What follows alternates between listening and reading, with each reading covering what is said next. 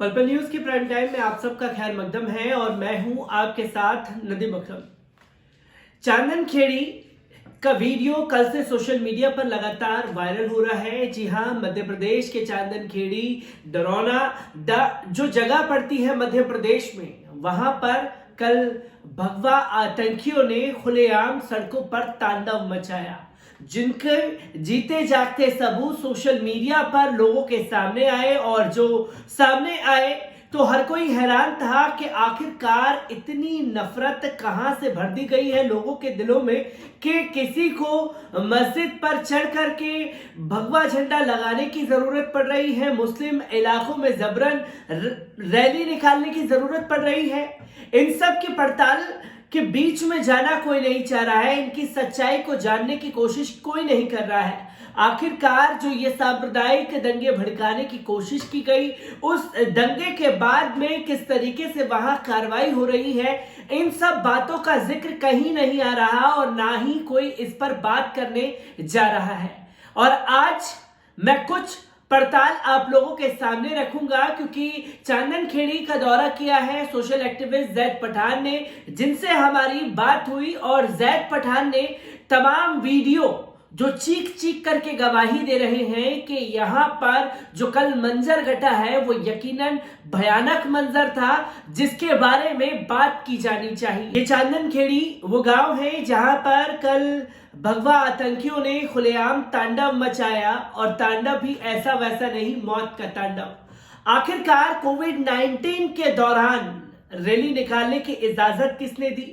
Rally निकालने की इजाजत भी दे दी गई तो सवाल ये खड़ा होता है कि उन भगवा आतंकियों के पास असला, हथियार, बंदूकें, तलवारें, चाकू, छुरियां कहां से आई और कहां से उनके अंदर यह हौसला आया जो वो इस घटना को अंजाम दे गए। और कल लगातार लोग ये कह रहे थे कि वहां पर गोलियां भी चली हैं, तब इस बात को गोदी मीडिया द्वारा नकारने की भी कोशिश की गई कि ऐसा ज्यादा कुछ हुआ नहीं है, मामूली सी बात थी, जिसके बाद हंगामा भड़क गया। भारतीय जनता पार्टी के एमएलए एमपी के भी बयान वहां से आना शुरू हुए, जिनका यह कहना है कि राम भक्तों पर पत्थरबाजी बर्दाश्त नहीं की जाएगी। आखिरकार ये किस तरीके का माहौल बनाने की कोशिश की जा रही है, जो ये वीडियो चीख चीख करके गवाही दे रहे हैं कि चांदन खेड़ी में कल मौत का तांडव उपद्रवियों ने मचाया है, और ये उपद्रवी भगवा गमछा लपेटे भगवा रैली निकालने के लिए इतने उत्सुक थे कि उन्होंने जो भी रास्ते में आया उस हर चीज को तबाह कर दिया। आखिरकार इसके बारे में बात क्यों नहीं की जा रही, और आखिरकार कोई क्यों इसके ऊपर खुल करके बोलने को तैयार नहीं हो रहा? कुछ जानकारियां सोशल मीडिया के जरिए हमारे पास आई हैं, मैं वो भी आप लोगों के सामने पढ़ करके रखना चाहूंगा। किसान आंदोलन से जनता का ध्यान भंग करने और देश में अमन शांति को भंग करने के लिए संघ ने अपने संघी गुंडों को मैदान में उतार दिया है। आरएसएस के दंगाइयों ने गैर कानूनी रैली निकलवाकर मुस्लिम बहुल चांदन खेड़ी गांव की ईदगाह की मीनार तुड़वाई, घरों में आग लगाकर गोलियां चलवाई।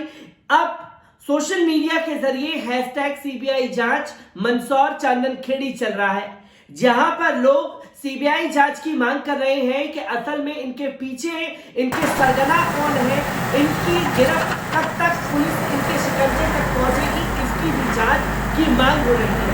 और आपको बता दें, कल ही मध्य प्रदेश के जिला इंदौर के गोपालपुर तहसील के मुस्लिम बहुल चांदन खेड़ी गांव, जहां हिंदू समाज का कोई घर नहीं है, उस गांव में अवैध राम मंदिर बनाने के नाम पर चंदे की उगाही करने वाले आरएसएस के दंगाई गुंडों को गौतमपुरा थाने की पुलिस ने मुख्यमंत्री के इशारे पर कोविड-19 के समय गैर कानूनी तरीके से भगवा रैली निकालकर दंगे कराने की खुली छूट दी, जिसकी वजह से संघ परिवार के गुंडों ने मुख्यमंत्री शिवराज सिंह चौहान के इशारे पर राम मंदिर निर्माण महोत्सव के नाम पर पुलिस के संरक्षण में गैरकानूनी रैली निकालकर मुस्लिम बहुल चांदन खेड़ी गांव के घरों में घुसकर भगवे झंडे लगाए, ईदगाह की मीनार को तलवारों से पुलिस के सामने तोड़ा, जिसे वीडियो भी सोशल मीडिया में देखा गया, जिसकी वजह से भगवा दंगाइयों ने मुस्लिम घरों में घुसकर लोगों को मारना शुरू किया और घरों पर चढ़कर उनके धार्मिक झंडों को निकालकर वहां जबरन भगवा झंडे लहराए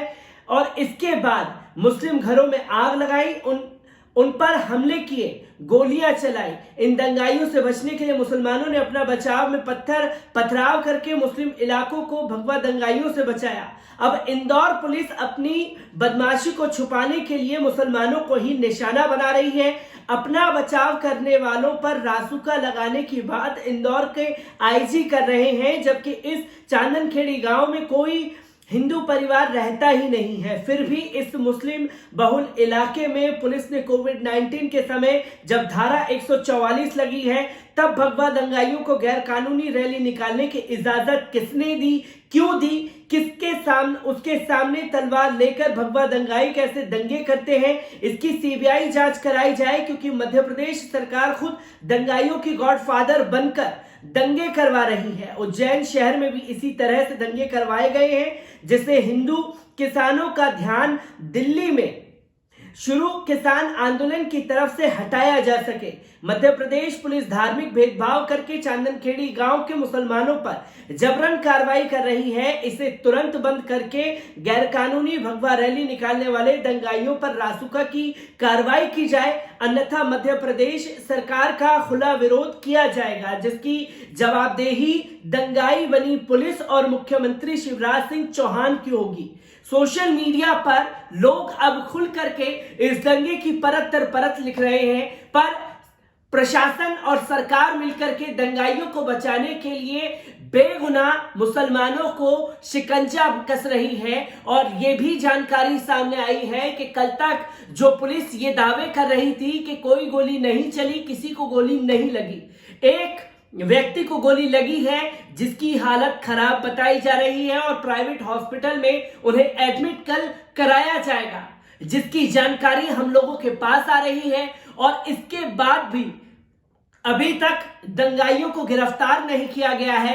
6 लोगों को गिरफ्तार करके सामने रख दिया गया है, जिस पर यह बताया जा रहा है कि हमने गिरफ्तार कर लिया है, ये दंगे में शामिल थे। क्या धाराएं लगाई गई हैं, क्या नहीं लगाई गई हैं, इसकी किसी को कोई जानकारी नहीं है।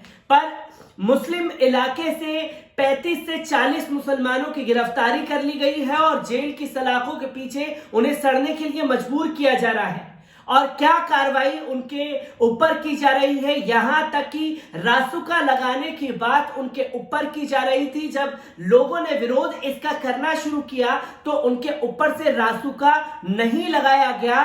जांच पड़ताल करने के बाद तमाम कार्रवाई की जाएगी, ऐसा पुलिस प्रशासन हवाला दे रही है। पर पुलिस प्रशासन अब खुद ही चुंगल में फंसती जा रही है। जो जाल उसने बुना था, प्रशासन ने इशारे पर सरकार के साथ मिलकर के जो जाल बुना था, उस जाल में उलझती हुई नजर आ रही है और लोग परत दर परत सोशल मीडिया के जरिए इसकी जानकारी लोगों के साथ साझा भी कर रहे हैं। पर पुलिस की नजर ना तो पीड़ित परिवारों के पास जा रही है और पूरी तरीके से पीड़ित परिवारों को घेर लिया गया है। उस इलाके को पूरी तरीके से घेराबंदी कर दी गई है, गोलबंदी करके किसी को भी उनसे मिलने नहीं दिया जा रहा। यहां तक कि जिन परिवारों का नुकसान हुआ है, उन परिवारों से उनके रिश्तेदारों तक को मिलने की इजाजत नहीं दी जा रही।